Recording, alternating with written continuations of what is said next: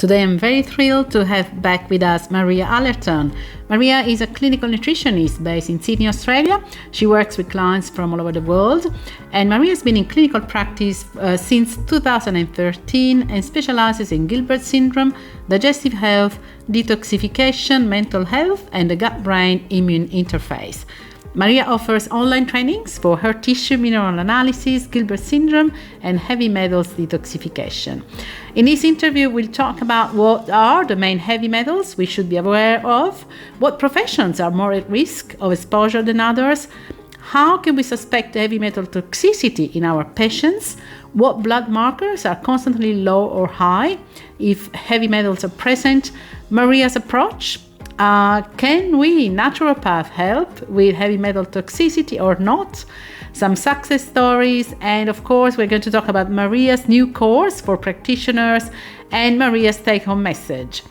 As a reminder, everything that is discussed in this interview does not intend to diagnose or treat a medical condition, so please ask your healthcare practitioner before implementing any new treatment.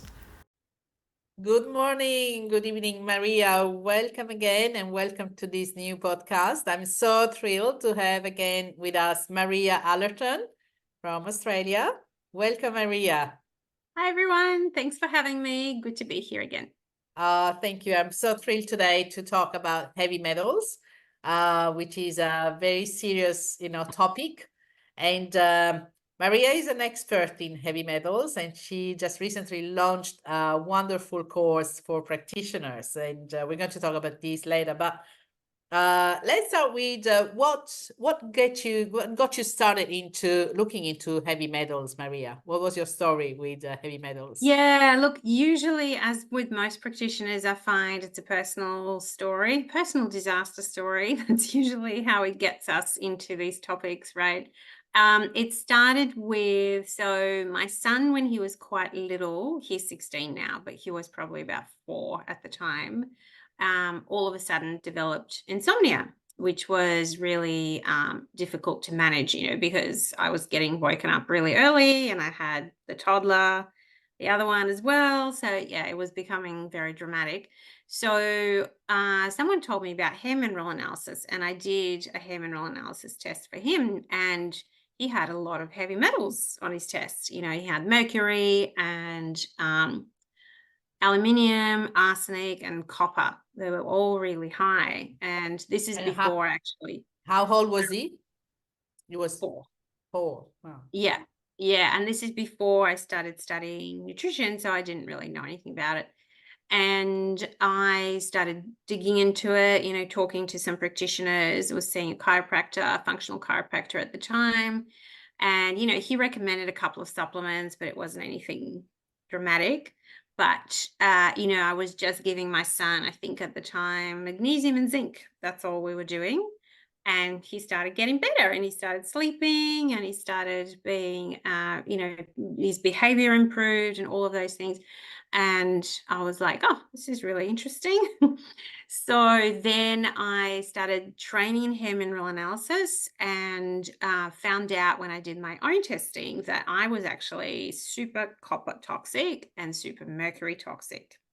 And then I started looking into where that's from. So I actually got copper overexposure from a copper IUD that I was wearing at the time. So I had that in for about 5 years, which was a complete disaster in hindsight. But, these are the things we do when we don't know any better.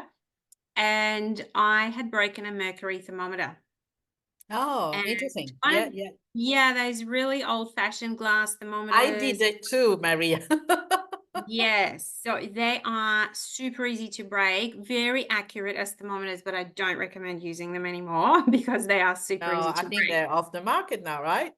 I think you can still buy them if you are looking. Yeah, but it's glass. It shattered on a bathroom floor. Little beads of mercury went everywhere. And I was like, oh, I have to clean this up. So I got the vacuum cleaner and vacuumed it, and which was the absolute worst thing to do because mercury is vapor, and vapor gets vaporized with air. Um, so My I God. think I got exposed to a lot of mercury at the time, and I have been dealing with it for a long time. And then I met Dr. Bruce Jones, who we'll talk about later when we talk about the course. But yeah, he's an amazing, very experienced Australian integrative doctor who has dedicated the last 40 years of his practice to heavy metals. So I trained with him, did a lot more testing, got into different types of mercury and heavy metal testing, which we'll talk about soon. And yeah, that all started with a broken thermometer. Wow. Okay, what a story. And what Mm. an interesting learning story for you then later on as a practitioner, right? So Yeah, yeah, that's exactly. amazing. Exactly. So what are the main heavy metals that we should be aware of, and where are they? How do we get in contact with them? Is it easy? Is it common? Yeah, unfortunately, in our world today, it's become extremely common to have heavy metal toxicity. So the biggest ones that we see that we can test for that are really significant are mercury, cadmium, arsenic, lead, aluminium, uranium, and copper. So copper is not technically a toxic metal, it's an essential metal, but it still can be really toxic in large amounts. So there's various ways that we get exposed to these things, primarily, very sadly, through our environment. So our air and water is heavily contaminated from the industrial processes that all Western countries have had in the last 200 years. So the environment is contaminated. The other problem is that people inherit metals intergenerationally. So if, your grandma Mothers, yeah. Yep, grandma, mom had mercury amalgams in their teeth. That's a major source of mercury. They would have been contaminated and they're passing it on, and you're passing it on to your children. So until we take active detox steps, the metals keep getting passed on. They bioaccumulate. And it's really interesting when I do, for example, hair mineral testing on families. So we might do the grandparents, the parents, and the children, and you can see all the same patterns through the generations. Wow. That's Yeah. So unbelievable. Yeah. just living, unfortunately, food, you've got sources of arsenic in conventional chickens and rice. Rice, You've yeah. got cadmium and lead in chocolate. Absolutely devastating, but true.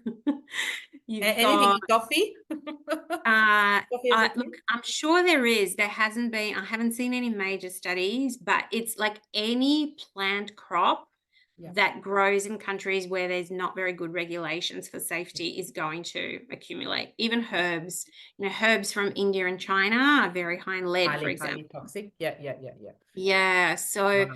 there's lots of plants attract different toxins into them. Mm. And we've got man-made sources, so like mercury amalgams, copper water pipes, vaccinations with aluminium in them. So potentially everybody could Yeah, have some levels of heavy absolutely. metals in the body, right? Yes. Yeah, yeah, And absolutely. Everyone, every part of the everyone, world, yeah. everywhere. And then, heavy metals, they would store like in fat and Yeah, in other areas, exactly. right? Not just fat in the Exactly. brain, right? Yeah. Yeah, Yeah. that's right. So heavy metals are lipophilic, which means they love fat. And another major source I forgot to mention, of course, is fish. So particularly the fish like tuna and sort of the big ones, right? But yeah, metals get stored in fat, and what happens is they don't stay around in the blood. So, a lot of the time people go and do a blood test Yeah. for lead, for example, and there's nothing, and they're like, I'm fine. I'm what are you fine. talking Yeah, about? yeah, yeah. Yeah, and what we've got to remember is metals are super toxic in the blood, so the body will not let them stay there. So they usually stay there for a couple of days and then they get put into storage. Mhm. So fat, as you mentioned, that being the brain tissue and the liver most of the time. Things like lead get stored in bone predominantly. So the body will stash them in different places to keep them safe, so they're not circulating in our bloodstream. Yeah, yeah. Wow. Okay. And any professions are being more at risk than others? Like I'm thinking about, I don't know, hairdressers or other Yeah, definitely right up there for me would be dentists dentists? and dental technicians. Yeah. Builders. So Yeah. trades of all kinds, electricians, welders, so people who are actively exposed to metal. Farmers. So unfortunately, there's a lot of cadmium in the fertilizer that farmers use, even organic fertilizer. Anyone with occupational exposure, and anyone whose parents had occupational exposure, so it's that accumulation. Mechanics is another one, Yep. motor mechanics, firefighters, all of those people who get exposed to particulate as well with heavy metals. It's very widespread. A lot of people, a lot of us are really quite concerned. Yeah, artists, lead in paints, Oh, artists yes, are really, yes, really exposed. Yeah. So basically, heavy metals are really dangerous to health, right? There are no yes or no. It's not like Correct. an option, So right? they have no biological function. They can only be detrimental, unfortunately. So the number one problem with metals is that they will block the good minerals. So for example, for every molecule of zinc, no, the other way around. Sorry. For every molecule of mercury, 1,000 molecules of zinc are blocked. 1,000? Yes, 1 to 1,000. Wow. So what happens is when we have these metals, particularly mercury, copper, lead, which are really problematic, they will block our good minerals from being utilized. And then the body can't do all of its enzyme functions and all of its genetic functions without having those minerals. Lead, for example, will block calcium. So you're going to be more prone to osteoporosis and bone breaking when you have lead in your bones instead of calcium, right?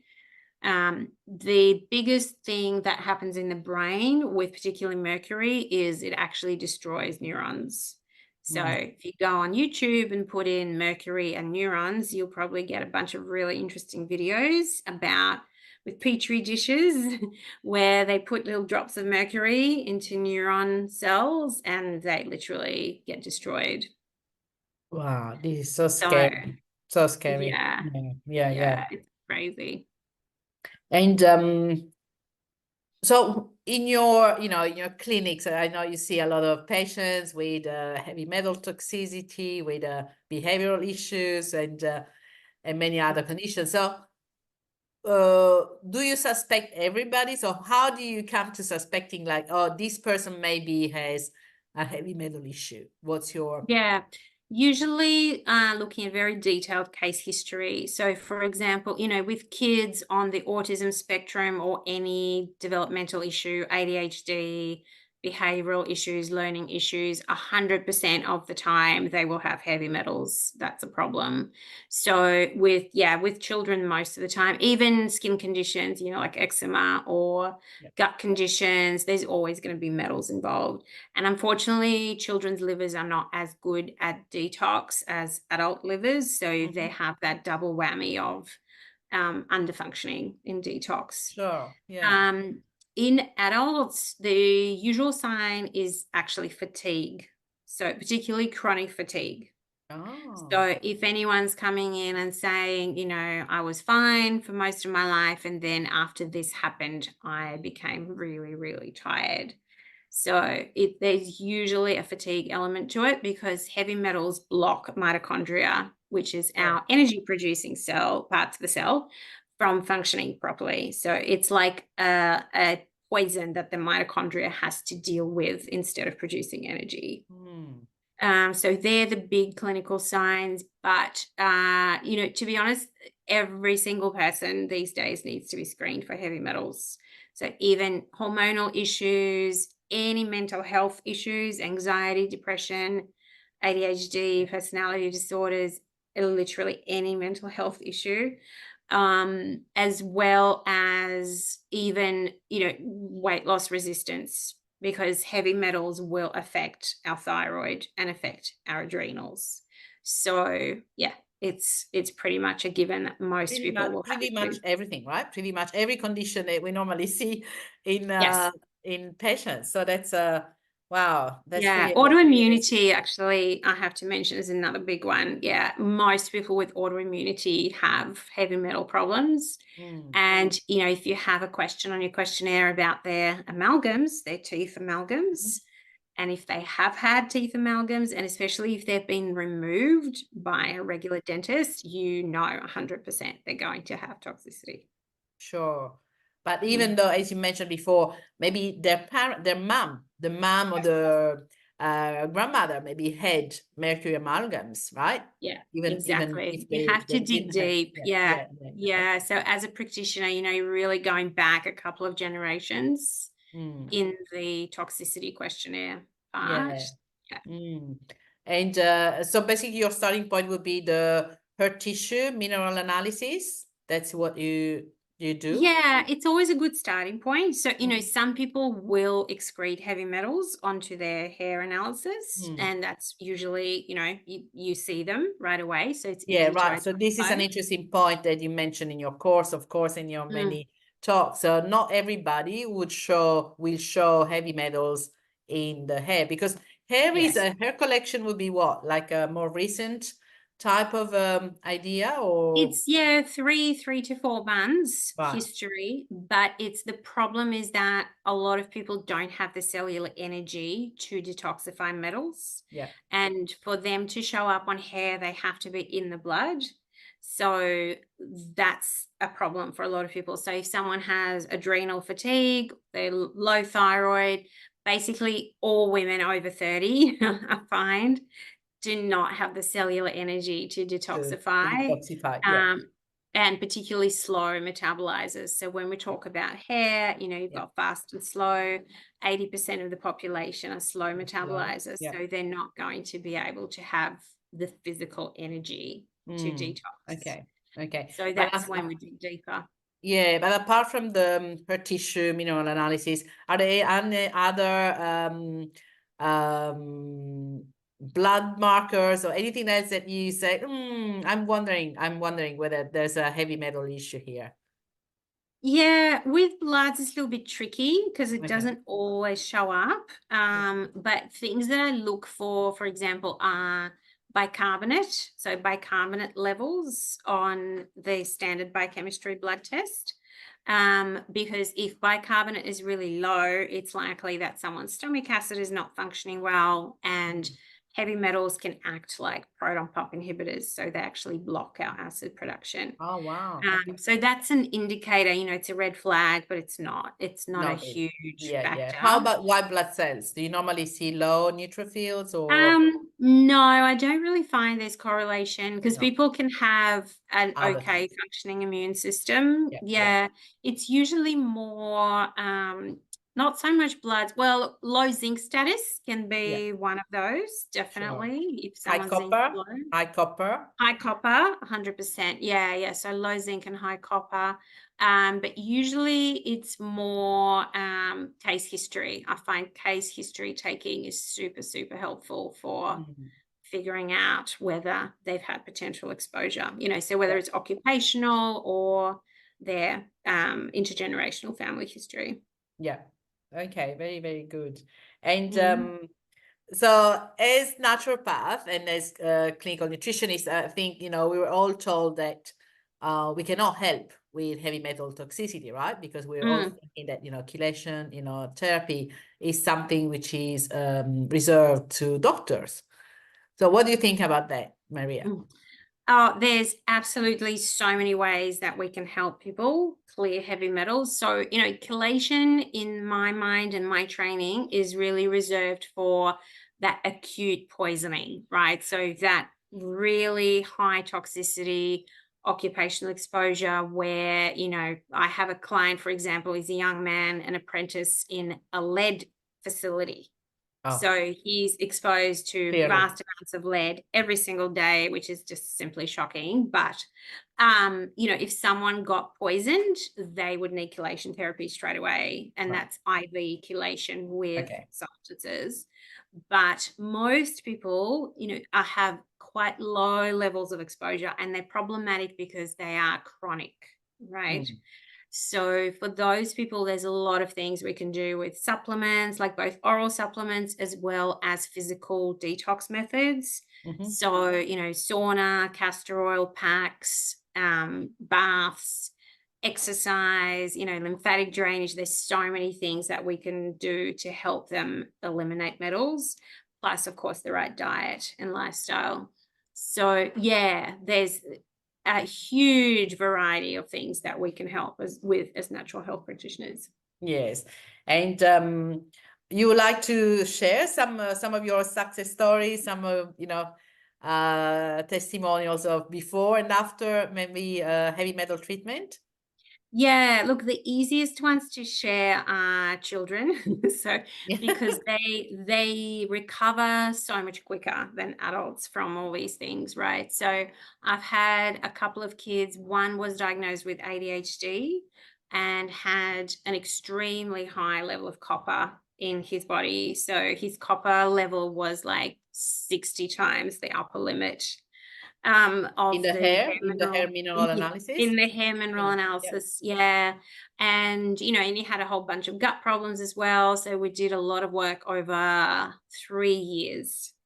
That's how long it took to get his copper to normal. He Wow. did have improvement in symptoms the whole way through. And, the parents noticed it and the teachers noticed it, and he was doing much better. So ADHD and extreme anger behavior were his main issues. Wow. And then, that all settled down within about 6 months. But to fully detox him from copper, it took almost 3 years.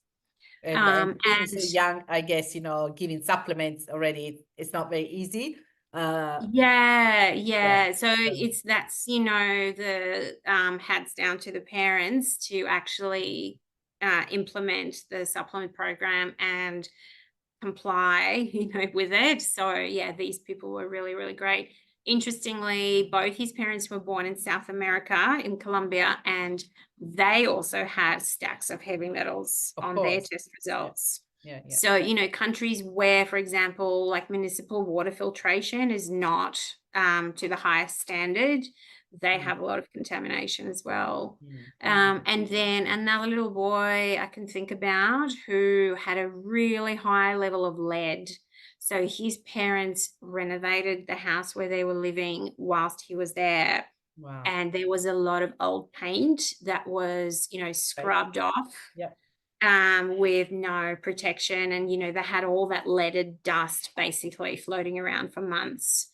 So this kid had lead levels that were off the charts, and he had same behavioral issues, learning difficulties, and he actually had also cadmium and copper and a whole bunch of other things.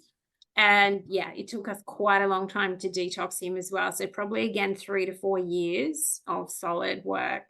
Where he got improvements all the way along, but that's being out of the toxic environment and doing all the work. Wow. And do you retest normally? Do you Yes, you do retest? definitely. Yeah. So with hair analysis as well as metal stool testing and urine challenge testing, retesting every 6 months to see how much is being cleared, what needs to be fine-tuned, all of that. Yeah. A question about heavy metal toxicity. You mentioned that we can also see consequences on the digestive system, and that I'm a specialist in SIBO and other digestive issues.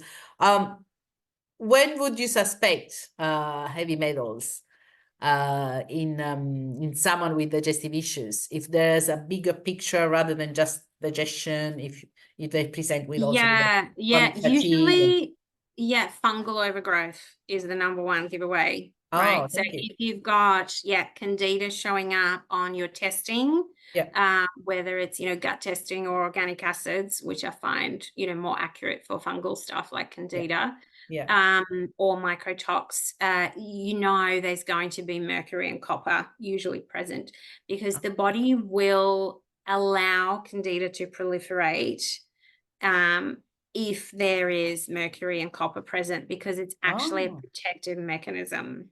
Oh, it's like a nice substrate where candida can proliferate, right? Fungus loves eating mercury. So, Mercury and copper, you say? it's actually, yeah, mercury and copper. It's an energy source. So we know that, mercury can conduct energy, and they do use it. So if someone's having, fungal toenails or recurrent yeast infections, male or female, it's very, very likely they have mercury and or copper together.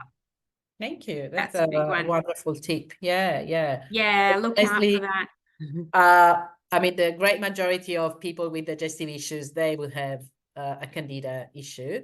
And I'm not Exactly. sure about, in Australia anymore, but, here in France and in Europe, I mean, antibiotics, very, very commonly used Yes. since a very early age, unfortunately. And Yes. yeah, so Yeah, that of course will contribute to the fungal issues as well. as well, But yeah. it's, if you've done your gut work and you've done your SIBO protocol and you've done all those things and they're not improving, Yeah. chances are there's probably heavy metals there, because, that's where zinc is going to get blocked as well. And we know that zinc is required to keep your gut-tight junctions happy and prevent leaky gut. So if you've got mercury and copper blocking zinc, you can never repair the gut. You're just never going to be able to put enough zinc back in there because it's just getting blocked all the time. Wow, that's a whole new level of Yeah. tackling gut issues. Thank you. Yes. That's Yeah, also they're a great tip. major obstacles. I think we really underestimate them as practitioners.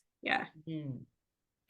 That's awesome. Thank you so much. And well, in terms of supplements, of course, there's a lot of supplements that we can use, and it's always better to work with someone that knows, what to do rather than picking and choosing maybe the wrong supplements. Many people talk about chlorella. Do you think that chlorella has any scientific foundation or? No, and that's something that comes up a lot with people's questions. And, Dr. Bruce Jones addressed that really well in our heavy metals course.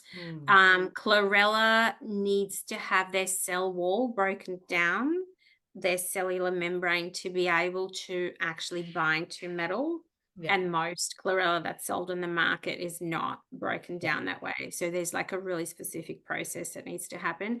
But even with that, it's just a really poor binder. It might grab the metal. So we want a binder that can grab the metal, hold the metal, and then excrete it out in the take it stool. out. Yeah. Right. Exactly. So it's very easy to grab, but the hold is the tricky part. Right. So you're really looking for things that are really specifically made, and they're usually not going to be natural substances. It's a very romantic way of thinking about it, but there's not, coriander is probably the only natural substance that can help with mercury detox, but you need to eat extraordinarily vast amounts of coriander to have that action. So we're usually looking at, like lab modified zeolites or other binders and things like that. Yeah, that's something that I use a lot for other reasons, and it's a great supplement that you like as well, toxicity, no? Yes. Yeah, that one's really great. So it takes a scientific team in a lab to be able to create something like that. And really there's a bunch of effective. others. Yeah, and you've got, different classes of things that you can use for metals. So you've got the binders, and you can use your, obviously, nutrients to replete the stores, which is really important, and then liver stimulating herbs and supplements that help with the pushing, and all of your bile support. Yeah, but the most important thing, as you said, well, these heavy metals, most of them are stored. Yes. So if you want to do a really heavy metal detoxification, the first phase would be that of unblocking and letting them out, right? So, and this is, let's talk about this course that you recently launched, which is an amazing course. So you created this course with Dr. Bruce Jones, who's a specialist, is a doctor. And can you tell us more about, the course? So as I mentioned, I think in the beginning, I met Dr. Bruce when I was doing my own heavy metal detox journey, and he was tremendously helpful, and he taught me a lot about looking beyond hair analysis. So that's looking at the stool testing and urine challenge testing. So using agents like DMSA, which is a chelator, an oral chelator, to help push the metals out into the urine, right? So I was one of those people who never had any metals show up on the hair analysis. Oh, really? Or, Oh, or okay. just a very, very small amounts, those tiny amounts that you see. So when I did those tests, I was like, wow, stacks of metals, here they are. And so it's really looking at a much more comprehensive strategy for detoxification. The course covers all of these tests in detail. So there's a module on hair, there's a module on stool, on urine challenge. He talks about bloods as well. Lots of case studies, and Dr. Jones is super, super scientific in his approach. So there's a lot of references to, understanding the different transporters that carry the metals out into the stool. So it goes way, way beyond the standard sort of, here's liver phase 1 and here's liver phase 2.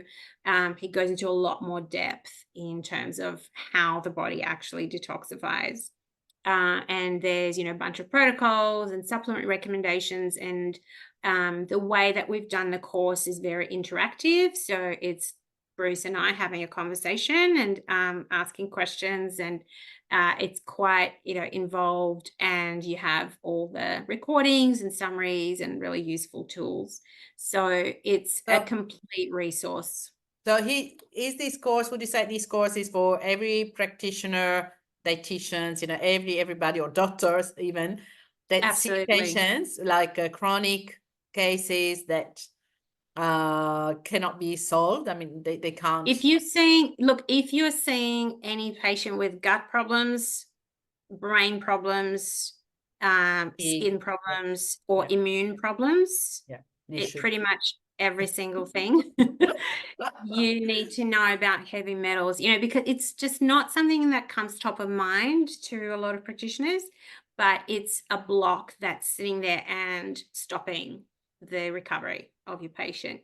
So even just going back to SIBO, right? If you have a constipation and dominant SIBO patient and they're not pooping regularly, that means they're not excreting heavy metals. So they're going to have a heavy metal problem, because you need to be able to eliminate them. Right, sure. So yeah, all of these things, if you've got a leaky gut patient, which every person in the world these days has leaky gut, but particularly, fatigue, immune dysfunction, brain function, Alzheimer's, any thyroid issues. Thyroid issues. So the first place that mercury hits is the thyroid, because usually, that's our teeth and that's all the amalgams, and the thyroid is right here. Yeah. So the brain, memory problems, neurological problems, tingling, burning, any weird sensations in the body, every single thing you can think of. Heavy metals are there. So basically, this course should be, I think, compulsory for every practitioner on earth. Yeah, actually. I believe so. Yeah, the feedback I've had from a lot of people is like, oh, wow, how can I have not known this? This is, a major issue. Problem. Yeah. And I think it's like the elephant in the room, right? I mean, it's yeah, exactly. How not and see this? It tends to be sort of the last thing that people think about, but it actually should be the first thing that people think about, And Maria, tell me, have you ever done accylation, like urinary or stool test post challenge, which came out with no level of metals? Never. Never. There's always something. There's always something. And it's really interesting to see that some people are better at excreting into stool, and then some people are better at excreting into urine, and myself included. So when I did my stool test, I got nothing basically at all. So I personally only detoxify when I take a chelation agent. Otherwise, my body doesn't do detox. Because your heavy metals like you so much, so they just don't want to go stay. They want to stay with you, Maria. And look, genetics are going to come into it, because if you're looking into genetics and you're looking at MTHFR and COMT and all those liver detox pathways, genetics, glucuronidation, the last time we spoke about Gilbert syndrome, all of those genetic impairments are going to be contribute. obstacles. Yeah. Yes. Wow. This is amazing information, Maria, that you're sharing with us. So I personally, of course, I'm doing your course, and I'm starting to have a look differently to the way that I look at to the things that I do with my patients. And I think it's a discovery. It's a discovery. And I personally thank you for doing this course with Dr. Bruce Jones. It's just an amazing course that I highly recommend, of course. I think that, we should talk more about heavy metals altogether. Like every practitioner, every doctor should look into heavy metals, really. It's not absolutely. I think it's like it's the invisible threat, right? It's the invisible enemy. Yeah, exactly. It's Yeah. there, And nobody people talks are about not, no one's going to have very acute symptoms. So unless someone's been poisoned, they won't be acutely sick from heavy metals. It's that really, it's like a slow cooking. slow progression to disease. Yeah. And if I'm right, even Alzheimer's, of course, has been linked to heavy metals toxicity, right? So brain Absolutely. issues. Yeah, I was just thinking, more like the metabolic diseases that people probably see in clinic, like your type 2 diabetes, cardiovascular disease, Alzheimer's, dementia, any of those, Parkinson, old age creeping into younger age diseases. MS, possibly, MS, Parkinson. Any neurological, absolutely. It's usually a combination between metals and microbes, right? That seems to be the pack that tips people over into disease. So when you put together, novel viruses and bacteria and all of that and heavy metals, that becomes a really challenging combo. Like Lyme disease. Lyme disease, mold contamination, chronic long COVID, any of those things that put pressure on the liver, they're going to make heavy metal toxicity worse. And so that's another just quick question for you. So if someone had Lyme or EBV, or and there's possibly also a presence of heavy metals, what would be your approach? Would you start with detoxifying the heavy with metals? I would start with metals, because they're going to be an obstacle to curing the infection. Yes, because the immune system can't get itself together if there's heavy metals present, right? So it can't, if you've got mercury, you can't use your selenium and iodine to fight infections. Right. Because it blocks, and zinc, of course, right? So basically it's nonsense. All these people that sometimes, spend thousands of money, of euros, of dollars in supplements, trying to get better, but nothing works. And they're super sensitive. Sometimes we get those super sensitive. Totally.